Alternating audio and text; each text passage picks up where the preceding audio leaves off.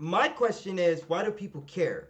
Why do people care so much? It's just a video, and why do they care so much? Like, I care about preservation as much as you do, Mutahar, and I want to back you up so hard on it because, like, I agree. It's not stealing money from them. It's literally a game from 10 years ago. Like, stop harping after the fact your game has been out. Like, if your servers are dead, right, it still doesn't matter. We can't play online, so like after your servers are dead, what's the point? What's the point? That's my point. Like, what is the actual point in doing all of that? Nothing. It does nothing. It doesn't help anyone. It doesn't like do anything good for anyone. It just doesn't. It doesn't do good for anyone. It just doesn't. It doesn't do good for anyone, and it makes you look stupid. Okay, it makes you look stupid or dumb, and having that dumbass reality effect that like people care, like, oh, it's illegal because you didn't own the IP. It's like, the heck. Movie people preserve the hell out of their movies. Music people, the same Yeah, they thing. do. Comic They do books, the you same name thing, it. like But when it every comes to other video facet of games, shit, we're they do. plagued with a million issues that We prevent are. us from And it actually makes no preserving our sense. favorite little video games or hobbies.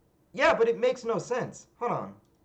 And yes, I believe in emulation. If you followed my channel at all, I'm a huge person when it comes to game preservation, okay? For me, look,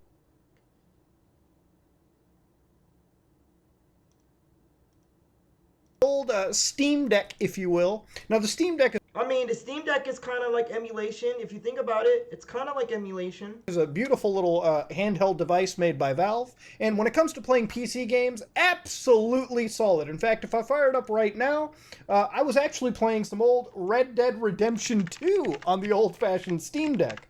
How amazing is it to hold something in the palm of my hands and play an amazing cinematic experience like Red Dead 2, and then cloud save it all the way back to the PC?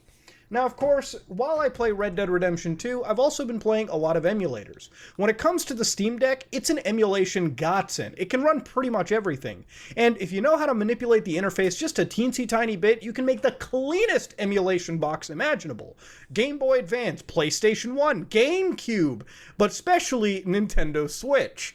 Now, of course, when I travel to places, I'm not carrying, mountains of video game consoles on me. I try to typically have one system and call it a day. Now, for me, that system has now become the old-fashioned Steam Deck. The Steam Deck, for me, is a system I carry with me anywhere I go, when I gotta play games, especially when I'm out traveling around.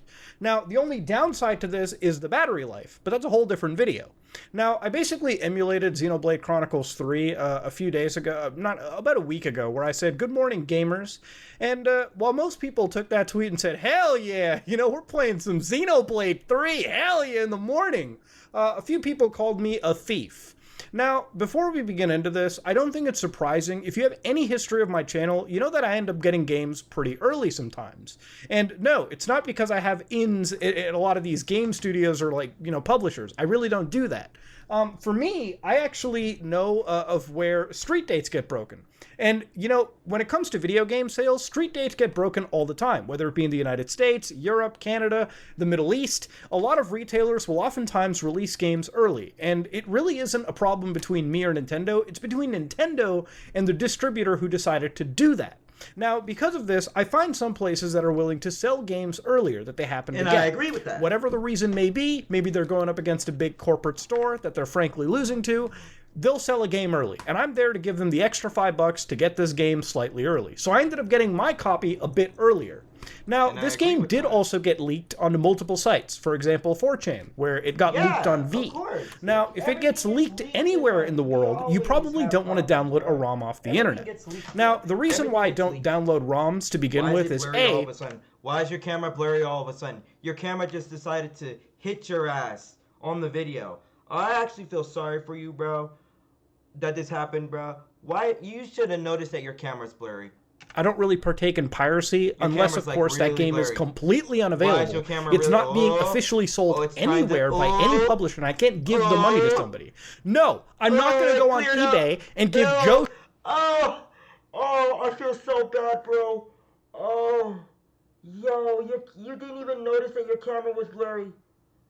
You didn't even care. You don't even care. It's like, the fuck? Schmo, $3,000 for a fucking copy of Earthbound, okay? Yeah, that's all right, rough. I'm sorry. I liked the $3,000 and I can spend that in other places. The $3,000 isn't gonna go to Nintendo, guys. It's gonna go to Joe Schmo's pocket, who's literally coveting this product. That's why, all right? Now, when it comes to buying it officially off of Nintendo's channels, I absolutely 100% do that, which is why, I decided to get an official copy of Xenoblade 3. Look, Nintendo got my money, okay? Nintendo got the money. This is a brand new copy. I didn't even buy it used. Buying a used copy is almost equivalent to basically piracy, because guess what, guys? Even the publishers nor the developers get any money from your sale. You know who gets your sale? The person in between, Joe Schmo, GameStop. You get it, okay? Now, of course, ladies and gentlemen, moving on further beyond that point, I ended up getting the game early, and I decided to use a hacked switch to back up the ROM. Now, this is a hacked switch. I actually have both the OLED switch and the hacked one. So before anybody says, but Muda, you didn't even have the hardware. I have both hardware. Okay, I have both pieces. I have the newer one and I have the older one. This is a first generation switch. By basically having a first generation exploitable switch, you can effectively take one of the Joy-Con rails off, plug in a little jig here, and basically fire up custom firmware. And you can use that custom firmware to stick a cartridge in and dump it onto the micro SD card, which you then take out, put it into your computer, and back it up onto a cloud server somewhere of your choosing. For those of you who don't know, there's bricked versions of Switch ROM files that exist out there. Back in the days of Pokemon Let's Go Eevee and Pokemon Let's Go Pikachu, there were plenty of people releasing malware in the terms of these ROM files, so people would install them onto their Switches and end up bricking them. And unless you had a NAND backup of your Switch, you weren't able to get it back. And of course, good luck sending it to Nintendo. They probably might fix it, and they'll send you an unhackable Switch. So good luck in every capacity. This has not just been a Switch problem. This has been a problem even in the days of the PlayStation Vita, where people would live games. Yeah, I had a PlayStation Vita. Bro. I had a PlayStation freaking Vita. But I didn't have a PlayStation Vita for that long. Reason why I didn't have a PlayStation Vita for that long was because I didn't believe it to be, like, good. I didn't believe it to be good in any form or shape or way. I was just like, this is so, this is so trash. Blah, blah, blah, you know what I'm saying? So, like, that's why my rule is dump it myself, because then I know there's no malware. Then I know I couldn't infect myself unless I'm stupid, which, granted, I am. But in this capacity, it's not going to happen. Now, of course, because of this, there were some Nintendo people that got a little out there, all right? I was called a bit of an outlaw. For instance, let's read this banger. Now, of course, somebody said, go fuck yourself, thief. Which is pretty harsh right there. Kind of hurts me in the feelings. Not really. If I paid for a copy, then you have to as well. Fucking outlaw much. Who uses the word cretin in the year 2022? Now, of course, in the year 2022? What do you mean in the year 2022?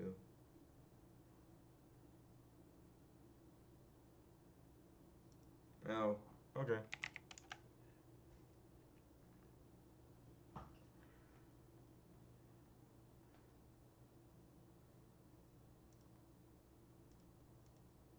Of course, I accepted this request because I keep my DMs pretty open. I don't give a shit. And of course, I said, yeah, here's my copy of Xenoblade Chronicles 3, Lamal. Now, of course, what happens when what happens when a Nintendo fanboy is confronted with some hard truths? You get blocked. All right, simple as that. Now, of course, this is obviously a troll. By no means is this person serious. I hope to God they're not serious. But you know, ladies and gentlemen, it's not just that. There are some people who say his classism over the event makes him even more a douche. What classism did I have, by the way? Did I play it on the Steam Deck? So wait, I bought a slightly more expensive device to emulate the game on. How's that classism?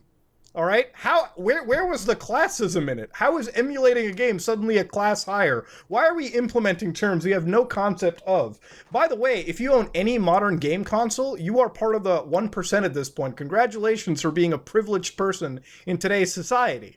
Now, of course, to sort of relay back to the point, I know that I talk a lot about emulation, but today I really just explained why I'm not a thief, why I end up getting these games, and how I dump them, and how I emulate them. The software that I use to emulate, which in this case for Switch often is the Yuzu emulator, or it's the Ryujinx emulator. I pick one or the other, simply because some provide better compatibility or performance than the other regarding certain titles. You really have to pick and choose which ones you have.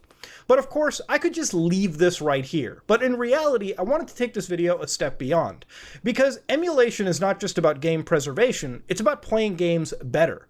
Why is it that I would emulate a game on my workstation computer? Well, it's because I want better performance. As you all know, the Nintendo Switch is a pretty weak system. And of course it's a weak system because it's based on an NVIDIA Tegra chipset that was outdated the day that the Switch even came out. Now, of course, I'm not digging at Nintendo for that. Obviously, they made a pretty affordable game console with a library of video games that are absolutely amazing on this little device. And for the most part, it has like, what, a 3-hour battery life, especially on this OLED version? I mean, absolutely, it's a great deal to have. And for most people out there, it's a playable system. For me, when I'm playing games like Danganronpa, I'm having a blast on the Nintendo Switch. It runs at 60 frames anyways. But for Xenoblade Chronicles 3, if you've ever played the Xenoblade franchise, these are big, gargantuan, 100+ hour games just for the main story, ladies and gentlemen. They are long games. And of course, not only are they long games, but they're pretty good-looking games too. Now, when it comes to the Nintendo Switch, looking at Xenoblade Chronicles 3, it's actually a visual step up over 2. Which is saying a lot, because Xenoblade Chronicles 2 was a blurry mess on the Switch last I played. Now, Xenoblade Chronicles 3 is also a blurry mess, because the game runs under 720p at 30 frames At what? per second, with a target of 30p at 30 frames per second. With a target of 30 frames, it doesn't even hit that. Really? It doesn't even hit that? See, that's why he emulates it, because it will probably run better. Especially when you get into the open world with... Yeah, see, he makes a really good suggestion. But he really does. He wants to play the games better. And I agree. Because I don't want to have to play a game and be like, with all those people. Yeah, I agree. Because that's how multiverse is dying. Everyone's saying that multiverses is going to die that way. Because it's already bad in the beginning, and I know it's in beta, but still, this is a game that just came out and it's already like that and running only at 30 FPS. That's kind of bad. That's kind of bad if you think about it.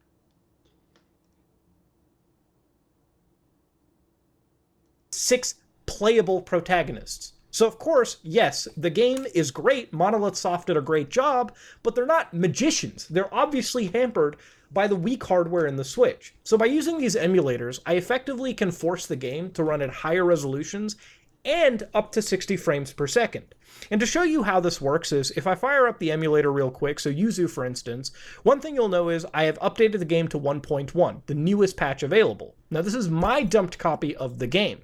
And of course, in this capacity, what I can also do is I can go into the properties section and I can show you guys right here that I have a 60 frame patch, which allows me to play the game again at up to 60 frames, and HD updates, which allows me to render the game at higher than whatever its dynamic resolution is, which is sub 720p.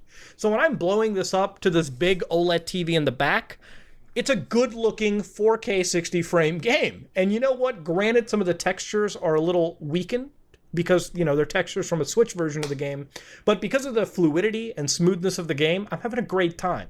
Now, because I don't want Nintendo to have any chance to take down this video because I'm using their IPs, I'm going to use another game that I own, Astral Chain, out of a bunch of Switch games that I've bought. By the way, I own these games, I dumped them myself. Now, Astral Chain is a game that runs at 30 frames per second, and when I was telling you earlier how I play these games at better capabilities than what they initially showcased, here's the game running at 60 frames at a higher resolution. Now compare this to the original game, the original release, and you can see a night and day difference in clarity and performance. Now of course, this is an action-oriented game, more so than Xenoblade even. Because Xenoblade is kind of like if you played Final Fantasy XII and you use the gameplay system from that, you don't really need 60 frames, but for Astral Chain, you absolutely do. Clarity and performance helps. This is how you should play this game, if you can. This is objectively a much more smoother and enjoyable way to play an amazing title that otherwise is hampered on this little handheld device. Now, of course, the Steam Deck has proven one thing. Nintendo has some goddamn serious competition. And if Nintendo wants to compete with anybody in the market, they have to compete with Valve, because Valve has created a product that allows a lot of people to play those indie games on the go at better performances and better frame rates and a better resolution to boot.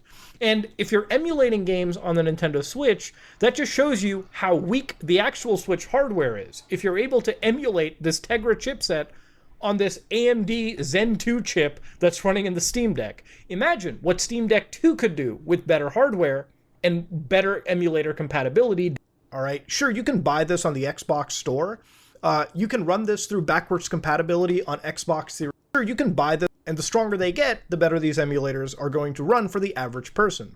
You know, I can show you other emulators as well, too, to further my point. Red Dead Redemption is a game that hasn't seen a re-release at all. All right, sure, you can buy this on the Xbox store. You can run this through backwards compatibility on Xbox Series S and Xbox Series X. And I believe it goes all the way up to native 4K at 30 frames per second. But there are emulators known as Xenia, which certain builds allow you to play Red Dead Redemption on the PC at up to 60 frames per second, higher resolutions, and even use upsampling technology like FSR.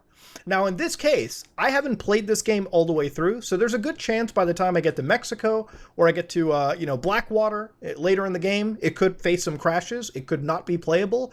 But as my experience goes, this is an absolutely playable experience. There are some bugs, because emulation is not bug-free. This is definitely a game that has some visual bugs, but as a whole, absolutely enjoyable experience. And for people on the PC who only have Red Dead Redemption 2, this is the only way for you to continue the story if you only have a PC.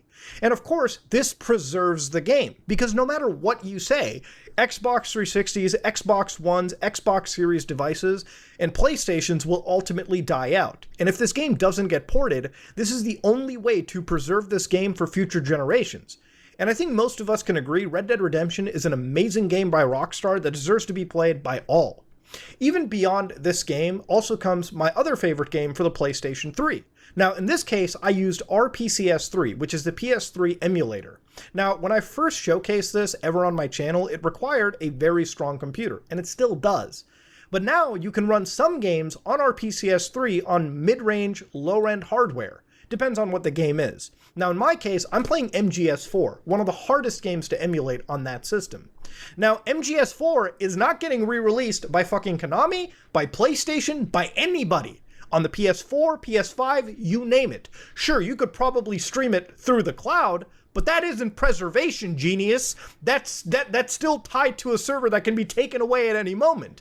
So what I did was dumped my PlayStation 3 copy, and now I'm able to run this in a special build of RPCS 3 at 4K, 60 frames per second, able to play the game at higher frame rates, higher resolutions. And if I modify the memory a little bit, I can even play the game at ultra wide. But you know what even makes this experience better than it already is through emulation? Is playing the multiplayer of Metal Gear Solid 4. Because of emulation technology, there are projects such as Save MGO2, which basically allows you to play Metal Gear Online 2 through private servers, an online experience that absolutely made me fall in love back in the days of the PS3. Can't play it anymore because the servers have been down for a long time. But because of the emulation community, because of the community that reverse engineered it, you can actually relive these experiences through the power of emulation. And of course, there's a bounty of other emulators for weaker hardware that has already been reached accurate performance levels, where you can play the game as it was on an actual piece of hardware. See, but that's actually cool. You see that? You see that, bro? Why is this not in a positive light? Why is this negative? Why do we even care? Why do we even care? Why do we even care? It's a positive thing. It's not negative, it's all positive. It's like more people get to experience this game if they never tried it before. If you take the game away and allow people to not play the game at some point, right? Then it's like it's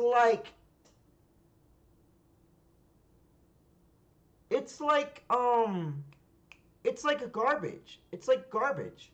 It's like unuseless garbage. It's just like It's like when you use I don't know, like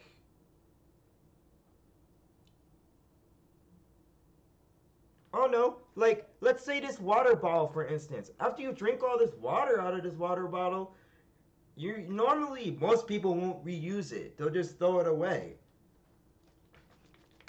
And that's kind of what it is. If you don't have preservation, you're kind of throwing it away. You're kind of throwing it away, right?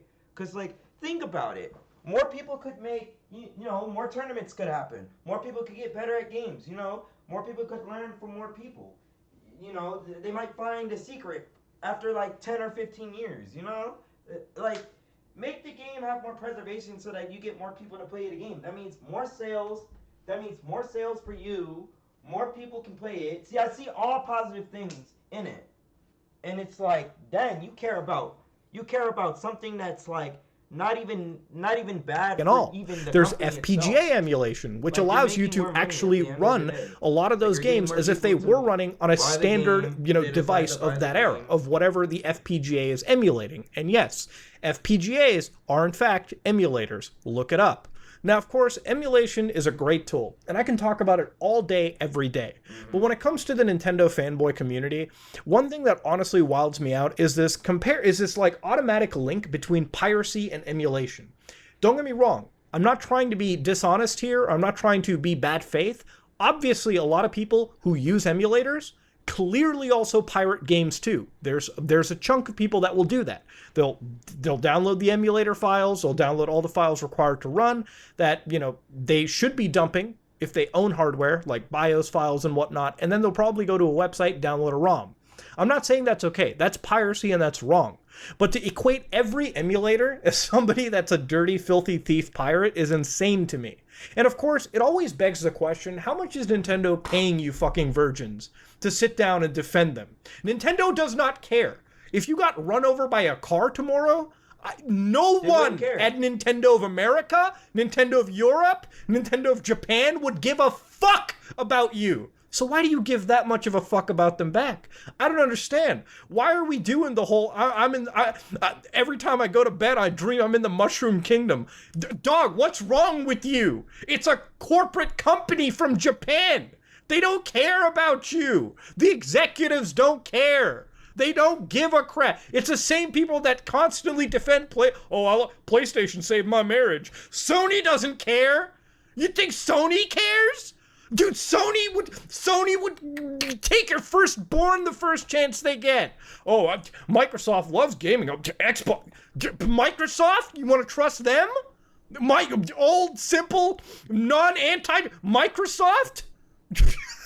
I don't even understand the defense forces people go to. It's an emulator, okay? Chill out, relax. Okay? If you're going to play that same thing, that same little PSA, you wouldn't download a house, you wouldn't download a car. Imagine how stupid that is. You know how people make fun of that dumb little PSA? Because let me tell you, if I could download a goddamn Ferrari, brother, my brother in Christ, I'd be downloading fucking FXXs every day. Bruh, if I could download let's say we are like in the world of Star Trek where they like spawned in food. Remember this scene? Like they spawned in food. Like if you could just spawn in anything you want, I would be spawning like things that would help my life. I wouldn't be spawning anything stupid. I'd be spawning like the car. I'd be spawning like a friendly eco car. I'd be like getting the cool one though, the one that looks cool. Like I'd be, and then I'd be getting like, all of it. If I could download it, you know what I mean? Of my life if I could. It's a dumb point, but I wanted to end it on this. Apparently I'm a Nintendo outlaw.